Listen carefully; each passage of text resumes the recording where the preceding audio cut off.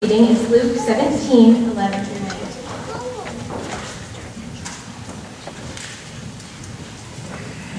On the way to Jerusalem, Jesus was going through the region between Samaria and Galilee. As he entered a village, 10 lepers approached him. Keeping their distance, they called out, saying, "Jesus, Master, have mercy on us." When he saw them, he said to them, "Go and show yourselves to the priests." And as they went, they were made clean. Then one of them, when he saw that he was healed, turned back, praising God with a loud voice. He prostrated himself at Jesus' feet and thanked him. And he was a Samaritan. Then Jesus asked, "Were not 10 made clean? But the other 9, where are they? Was none of them found to return and give praise to God, except this foreigner?" Then he said to them, "Get up and go on your way. Your faith has made you well."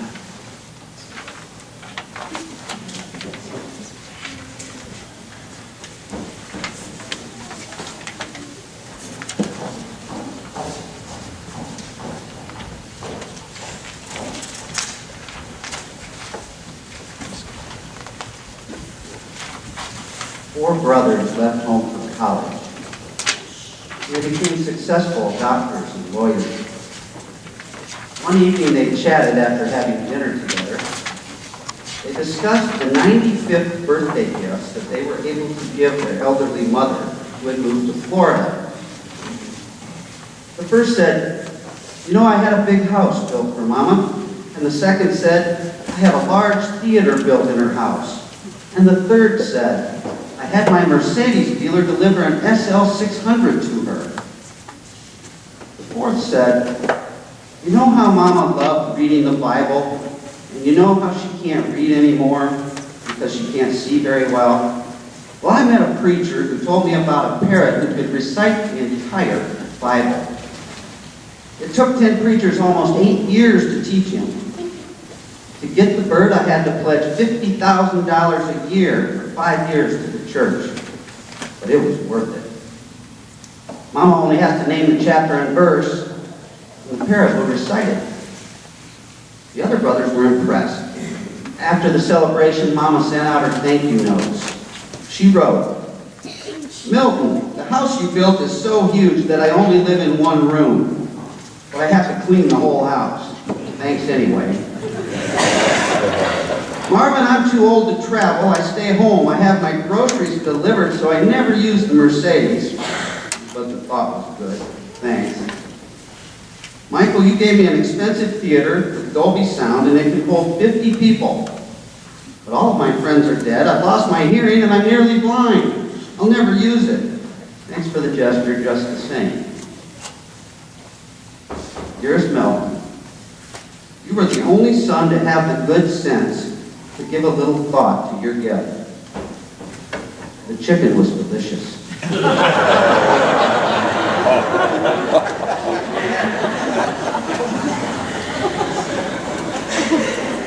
Good morning, everyone. My name is Dean Nihart, and I must say this is the first time I've ever come up here to speak and not had to move the microphone. I can't figure out why that happened. I'm representing the Stewardship Committee here at St. Paul. I feel very lucky to get to talk to you today about our annual generosity campaign. Isn't that a good word? Generosity. We hear people referred to as a generous soul, or generous in sharing their talents with others.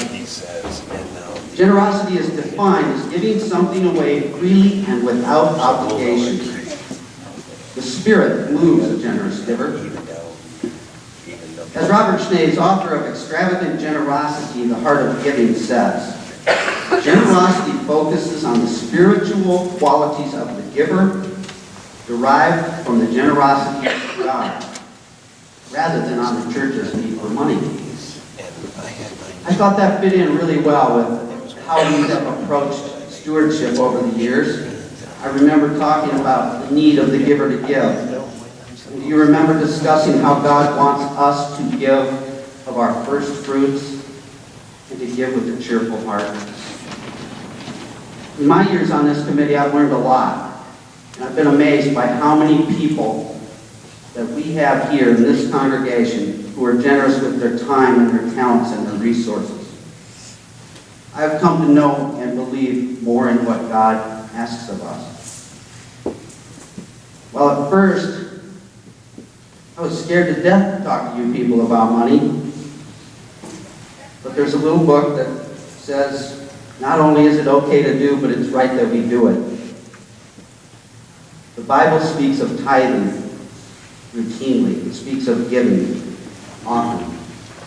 But I'm not the only one who wondered what to say. I read about a pastor who was very uncomfortable about preaching and giving, but much like our young pastor, this gentleman jumped in to do what he thought God was calling him to do. After teaching and discussing money and stewardship, and after thanking a congregation member for his gift, the man said, "No, Pastor, thank you. You know, I've been a very successful man, and all my life I thought the greatest thing was making money and collecting stuff. But Pastor, I've come to realize the greatest joy in life is truly giving it away." The pastor reflected on that encounter, saying, "I realized that I thought that a pastoral conversation was supposed to be about spiritual growth, growing in grace, and finding lasting joy in life. Not about money, not about giving, not about stewardship. But what I realized is that the two are not exclusive. They are really one and the same thing." That brings me to our stewardship theme this year, which is surprising gifts. And today I will talk about us becoming surprising givers. Certainly the mom in my initial story was very practical, and her response to the gifts was equally surprising to her son. The other thing the story references for us today is lunch. But Carissa, I don't know if she's in here, but she assured me a few minutes ago that we are having chicken and not parrot chicken.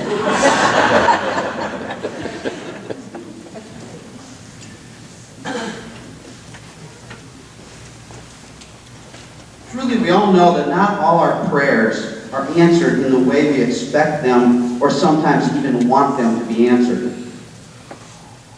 There have been many times in many of our lives where we were given gifts from God that may have surprised us.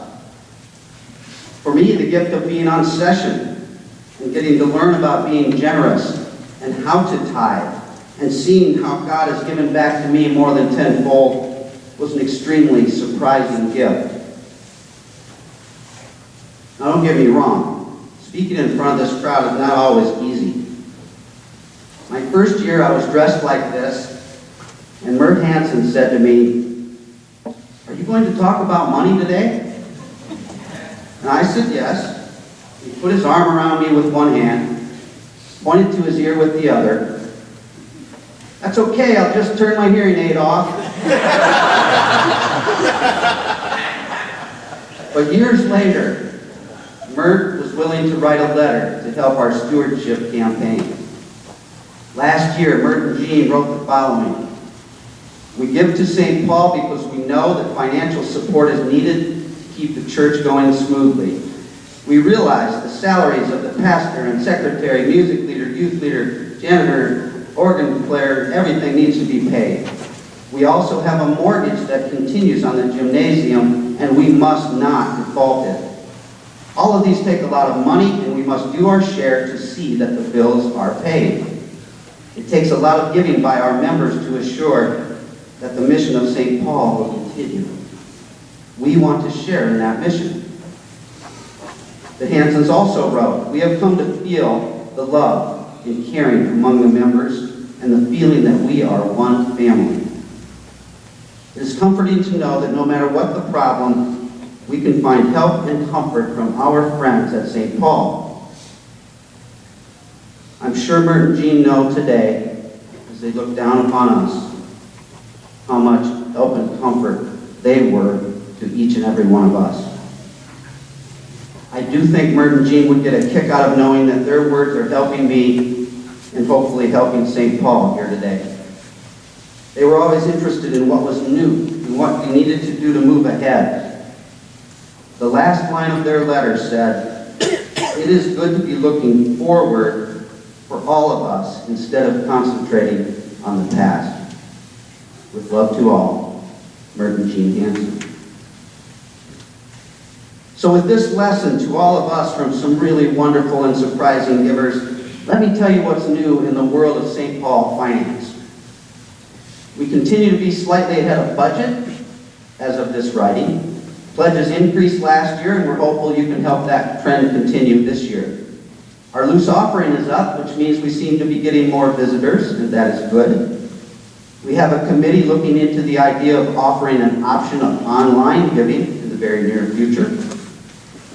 We do have a shortage in our building fund, and we're hoping there might be some surprising gifts to that fund in the not too distant future, so we don't run out of mortgage money. Beginning in 2016, so not this coming year, but 16, we're going to combine the general fund and the building fund together into one unified budget.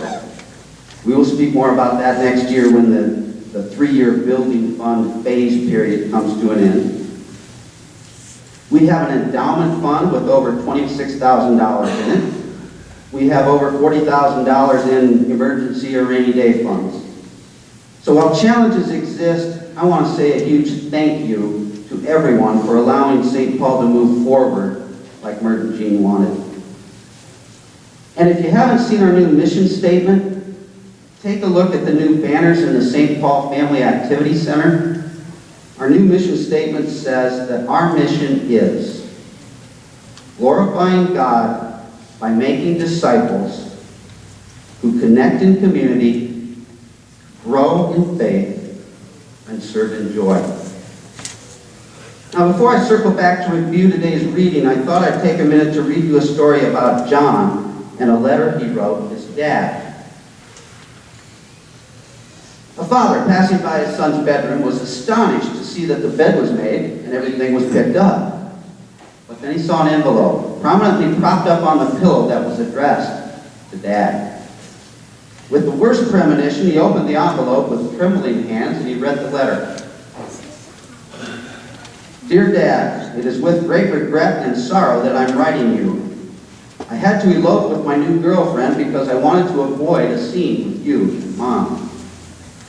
I've been finding real passion with Karen, and she's so nice, but I knew you would not approve of her because of all her piercings, tattoos, tight motorcycle clothes, and the fact that she is much, much older than I am. It's not only the passion, Dad, she's pregnant.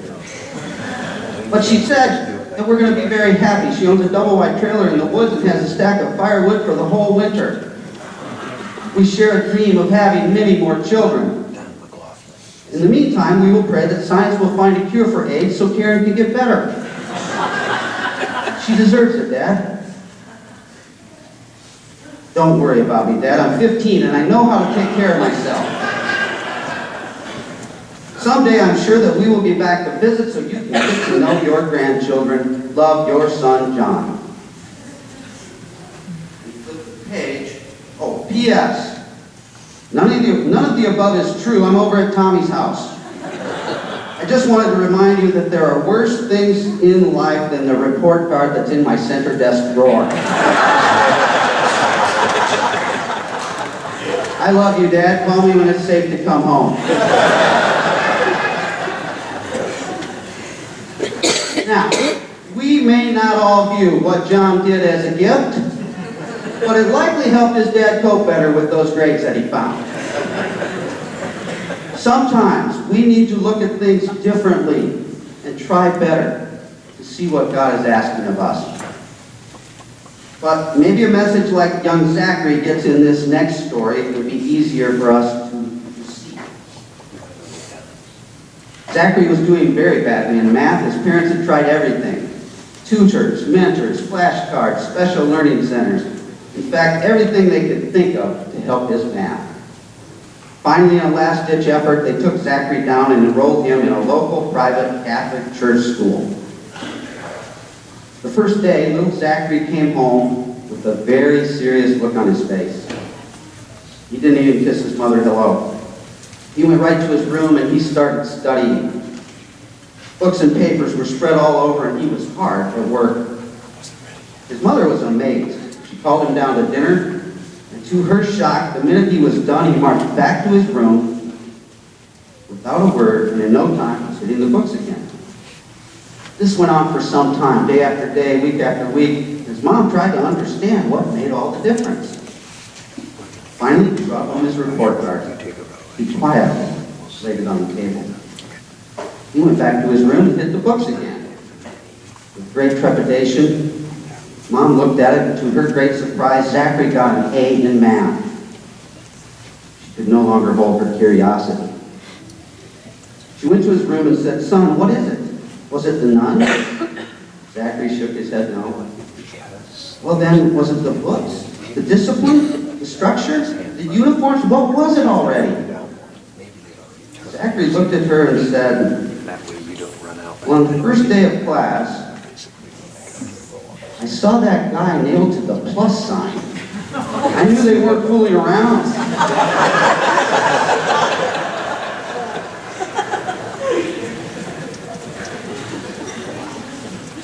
Yes, the Lord works in mysterious and surprising ways.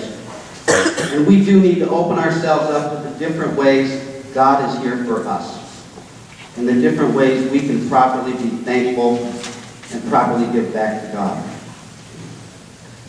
For any of you that have been in Pastor Bill's disciple classes, or if you have read the Old Testament, you will know that young Zachary was right, and God was not fooling around. God expected and demanded much. But perhaps we're slow learners. So God, in the New Testament, sent Jesus to help us. Didn't God give us the greatest surprising gift ever? And Jesus, in Luke today, showed us his healing ways, but also taught us a lesson. Jesus did not just heal people of one race. Jesus did not heal just people of one religion or people of power or wealth. And in this story, Jesus healed 10 lepers. He reached out to those less fortunate. Isn't that a powerful reminder of what we can do as a church community? And there was a further lesson in that only one of those healed was truly thankful. Only one returned to give praise to God. And Jesus said to him, "Get up, go on your way. Your faith has made you well." We are hopeful here, as in past years, that when we call you to get up, to place your estimate of giving card in the basket up front, that you will show your faith and your thankfulness and try to increase your giving, as generous giving expresses our thanks to God. We have much to do here for our congregation, for our community, for our kids, for those in need, and we hope. But God asks that we be cheerful and generous givers. And perhaps He is asking us to surprise even ourselves in our generosity this year. I'm going to give you the details of the rest of the day. We will have more wonderful and inspiring music. When the estimate of giving cards are passed out to you, you can fill in the amount you plan to pledge and then bring your gift up to the basket up front. We don't have envelopes today, so you can just fold the pledge card in half and put it in the basket. After Pastor Bill finishes the service, we will celebrate with each other by eating. Everyone here is welcome, so please partake of the chicken, potatoes, green bean casserole, and the fresh roll, and the beverages and dessert. We are here to celebrate St. Paul, to celebrate one another, and to celebrate your generosity, allowing us to continue to grow our church mission and programs, and to celebrate God and His everlasting grace and gift of Jesus. Before that moment, though, I have one more story. A young man was getting ready to graduate from college.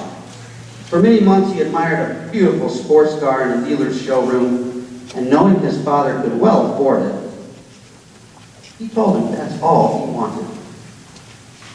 Well, things are not always as they appear. As graduation day approached, the young man awaited signs that his father had purchased the car. His father called him into his private study on that day and told him how proud he was to have such a fine son and how much he loved him. He handed him a beautifully wrapped box. Curious, but somewhat disappointed, the young man opened the box and found a lovely, leather-bound Bible. His name was embossed in gold. But he was not happy. He raised his voice to his father and he said, "With all your money, you give me a Bible?" He stormed out of the house, leaving the Bible behind. Many years passed, and the young man was very successful in business, had a beautiful home and family, and then it hit him that his father was very old. He thought perhaps he should go to him. He hadn't seen him since that graduation day. But before he could make arrangements, he received a telegram telling him his father had passed away and willed all his possessions to him. He needed to come home immediately to take care of things. When he arrived at his father's house, sadness and regret filled his heart. He began to search through his father's important documents, and he saw the Bible, new just as he had left it years ago. With tears, he opened the Bible and began to turn the pages. His father had carefully underlined a verse, Matthew 7:11, "And if ye being evil know how to give good gifts to your children, how much more shall your heavenly Father which is in heaven give to those who ask him?" As he read those words, a car key dropped from the back of the Bible. It had a tag with the dealer's name, the same dealer who had the sports car he desired.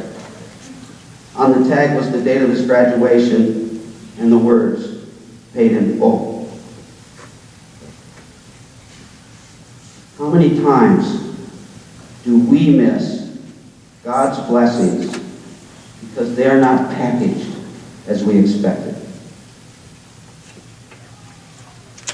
You see, my friends, God's gifts can be surprising. So please try to keep your eyes and ears open and hear what God is asking of you. In Deuteronomy 14:23, it says the purpose of tithing is to teach you to always put God first in your life. And remember, God doesn't care who gives the most, but He cares how we give.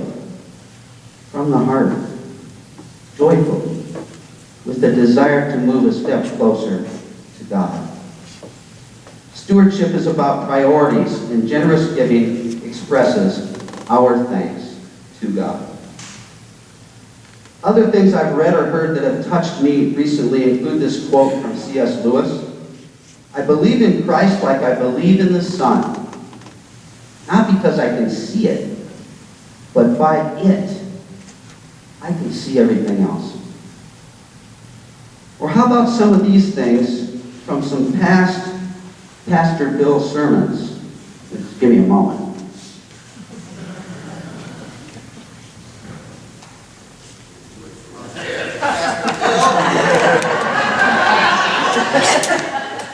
He goes this way, but I got it. If I had all the beer in the world, I'd take it and pour it in the river. If I had all the wine in the world, I'd take it and pour it in the river. If I had all the whiskey in the world, I would take it and I would pour it in the river. And then Pastor Bill, in his exuberant singing voice, sang, "Shall we gather at the river?"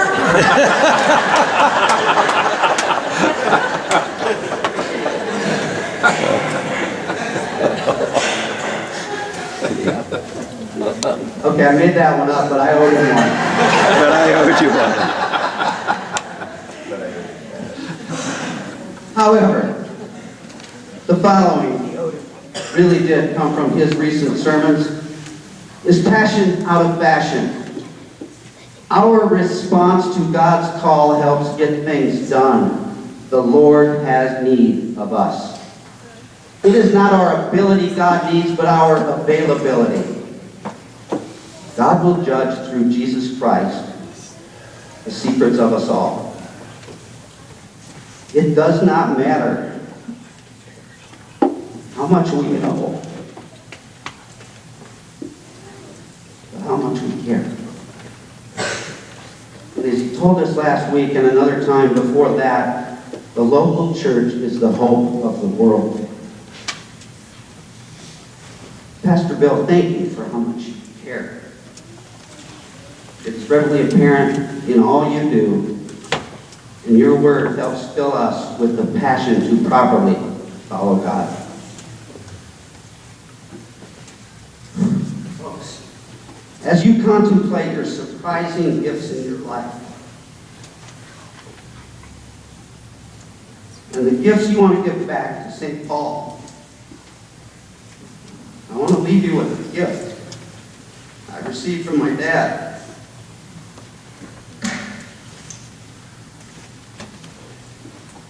It was indeed a surprising gift, because it was about 10 years ago, actually next week, on the day my mother died.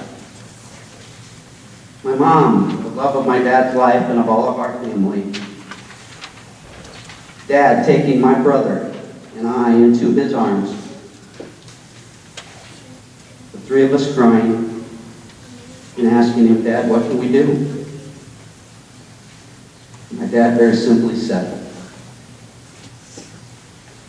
we need to love each other more each day. I didn't know it then, but through such a difficult time, and perhaps as my dad realized with more clarity what a wonderful gift he had been blessed with my mom for 49 years of marriage. Since then, I've seen my dad grow as a person. I've seen him grow in faith.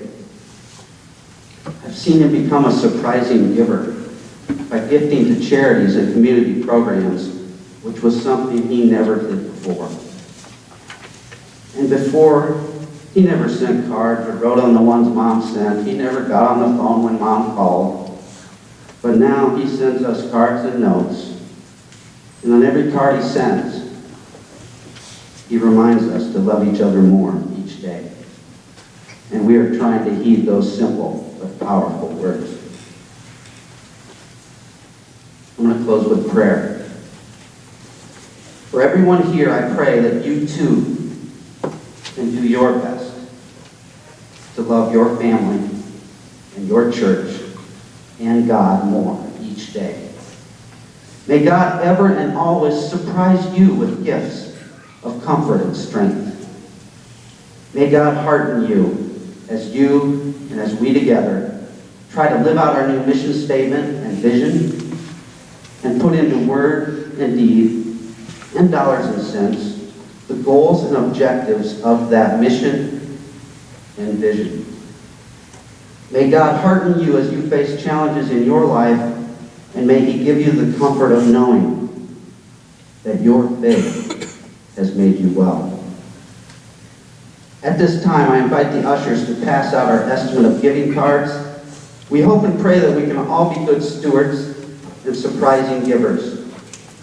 I would encourage families to gather together. Parents can explain to their kids what they're doing. If you like, you may say a prayer after you fill out your card. When you are done, please come forward and place your card folded in the basket here. If you're a guest here this morning, we want you to know we would never dream of asking you to fill out a card, but we do hope you will join us for a meal and a relaxing time of fellowship in Fellowship Hall. Thank you.